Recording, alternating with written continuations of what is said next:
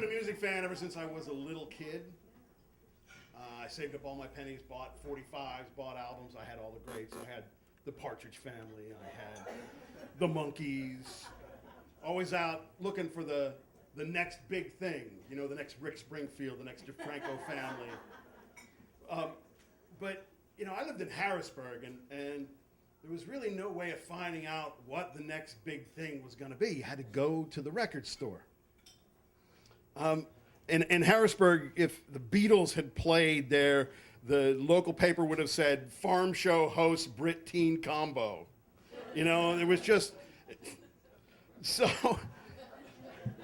I'm in the record store one day, and I'm buying an album, and I look over, and there's a kid standing next to me, and he's buying 12, which was quite an investment back then. I'm like, is this the son of the Maharaja? And I'm kind of looking at what he's buying, and I don't recognize half these bands.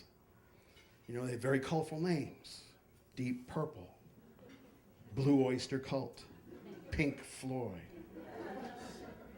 But he did have one band whose name I did recognize, a name that was only spoken of in whispers in the halls of E.H. Phillips Elementary School, because we knew they were in league with the devil. That band was Led Zeppelin.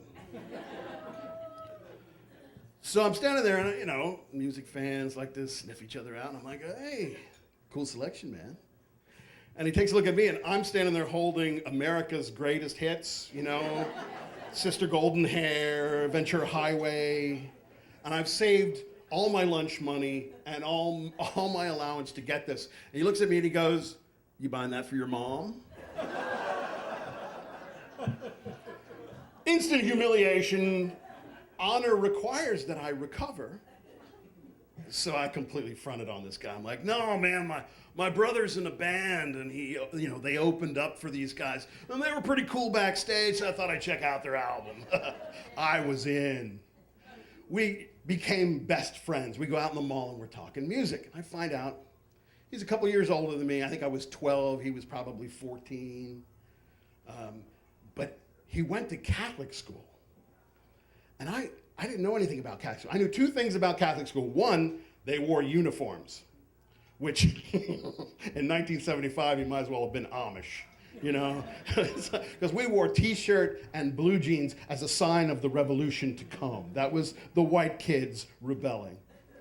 The other thing I knew about Catholic school was all the pregnant girls in the high school had transferred in from Catholic school. So I knew they had something going on, but I didn't know quite what it was. Anyway, we're talking music, and we're going through the albums, and I'm completely lying to this guy. He's like, what about Deep Purple? And I'm like, oh man, they're really a live band. You gotta see them in concert. Never heard of them before. And he gets down to Led Zeppelin, and I'm thinking, well, this guy's Catholic. Maybe he's really religious. Maybe I shouldn't admit to following a band that worships the devil. So he goes, yeah, Led Zeppelin. I'm like, I don't follow Led Zeppelin. You don't follow Zeppelin? Oh my God. He made it his mission in life to introduce me to Led Zeppelin, which is what he did the very next day in his parents' basement. Now, I don't know about you, but growing up, all the best things happened in somebody's basement.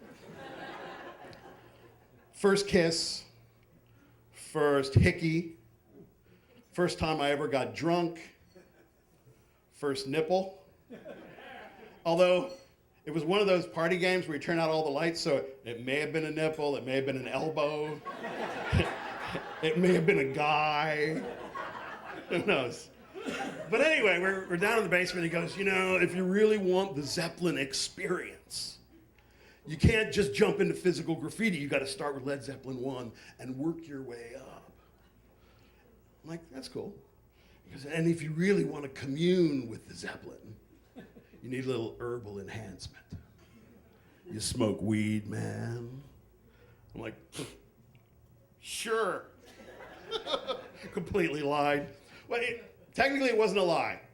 That summer I had caught a bunch of guys smoking a joint in an outhouse next to the Little League field, and they were just gonna beat me up for catching them, but I convinced them that if they made me smoke some, I'd be guilty too, and I couldn't turn them in, which made complete stoner logic. They're like, yeah, the kid's right.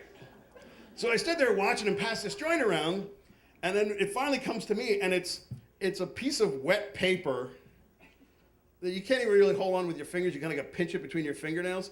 So I did what they did. I hit it really hard, like, and it coughed, and the little piece of paper went right down the hole in the outhouse. The next discussion was, should they send me down after it? Anyway, back in the basement, he goes to get his stash.